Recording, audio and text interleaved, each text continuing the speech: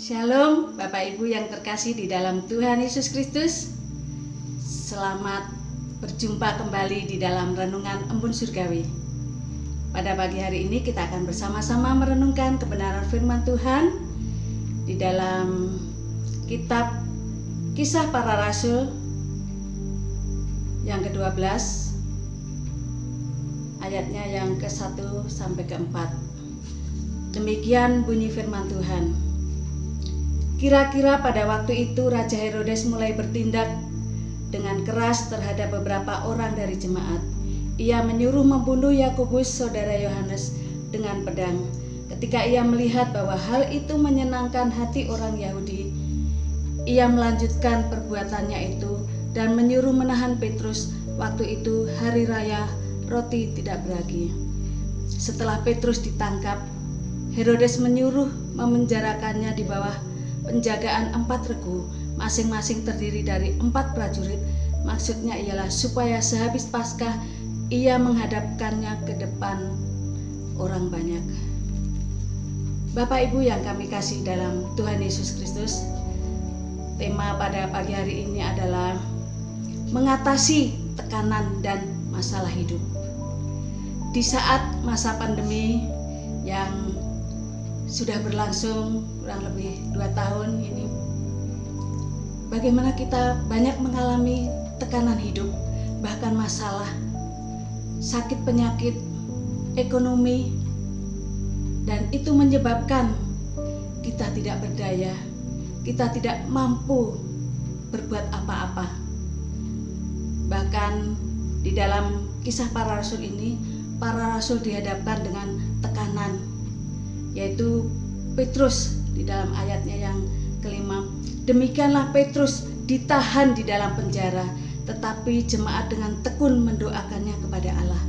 Saat Petrus ditahan di dalam penjara, Petrus mendapatkan dukungan, yaitu jemaat dengan tekun mendoakannya. Tetapi jemaat dengan tekun mendoakannya kepada Allah. Jemaat mendukung di dalam doa. Mengapa mereka berdoa? Agar mereka dapat mengatasi tekanan dan masalah. Bahkan Petrus di saat tidak ada di dalam penjara, dia mengalami berbagai tekanan. Namun dengan jemaat berdoa, mendoakan Petrus kepada Allah, Petrus mengalami ketenangan di dalam kehidupannya. Ada ketenangan di dalam hati.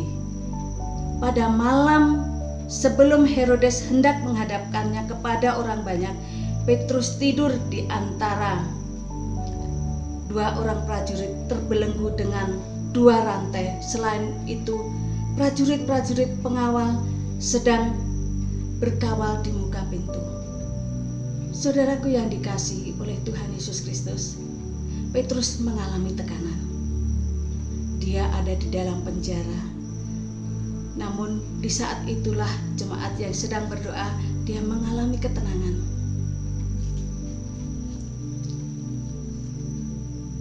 Hal yang kedua, di saat Petrus mengalami tekanan dan masalah hidup, dia tetap mengikuti apa yang menjadi perintah Tuhan.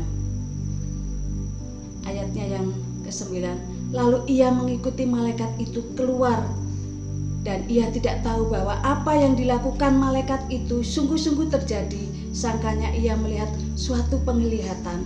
Setelah mereka melihat tempat kawal pertama dan tempat kawal kedua, sampailah mereka ke pintu gerbang besi yang menuju ke kota. Pintu itu terbuka dengan sendirinya bagi mereka. Sesudah tiba di luar, mereka berjalan sampai ke ujung jalan, dan tiba-tiba malaikat itu meninggalkan dia. Sungguh ada pertolongan Tuhan melalui malaikat Tuhan yang menunjukkan kepada Petrus supaya mengikuti apa yang diperintahkan Tuhan. Saudaraku yang dikasihi Tuhan, bagaimana di dalam kehidupan kita di saat kita mengalami masalah, mengalami tekanan hidup, apa yang kita lakukan? Yaitu dengan berdoa. minta dukungan jemaat. Di saat pandemi, para satgas berjuang, bekerja bersama-sama bagaimana cara mengatasi COVID ini. Bahkan para nakes dan semua para relawan yang terlibat bagaimana supaya bebas dari corona. Saudaraku yang dikasihi, inilah saatnya kita terus datang kepada Tuhan melalui doa. Kita memohon pertolongannya dengan taat melakukan perintah Tuhan. Apa yang Tuhan perintahkan.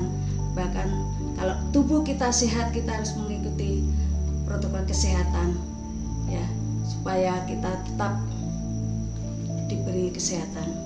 Bapak Ibu yang dikasihi oleh Tuhan Yesus, kita sudah bersama-sama mengatasi, berjuang, melewati tekanan hidup, melewati masalah pandemi pada saat ini. Tiba saatnya kita terus semakin dekat kepada Tuhan, menyerahkan kehidupan kita kepada Tuhan. Kita terus berserah dan bersandar bahwa Tuhan sanggup menolong kita. Tuhan Yesus sanggup memberkati kita supaya kita tetap bertumbuh di dalam iman kita, semakin kuat di dalam Tuhan. Saudaraku yang dikasihi oleh Tuhan Yesus Kristus, marilah melalui para rasul yang mereka berkorban, mereka berjuang untuk memberitakan Injil supaya banyak orang diselamatkan. Kita pun juga yang berjuang bagaimana orang dapat mendengarkan Injil supaya banyak orang diselamatkan. Itulah yang menjadi tugas kita. Kalau kita sudah meyakini bahwa Yesus sebagai Tuhan dan Juru Selamat kita pribadi, kita harus menyampaikannya kepada orang lain supaya mereka juga menerima keselamatan yang daripada Tuhan. Biarlah melalui firman Tuhan ini kita semakin dikuatkan, kita semakin terus dekat kepada Tuhan. Tuhan yang menjadi pemimpin di dalam kehidupan kita. Tuhan Yesus memberkati. Selamat beraktivitas.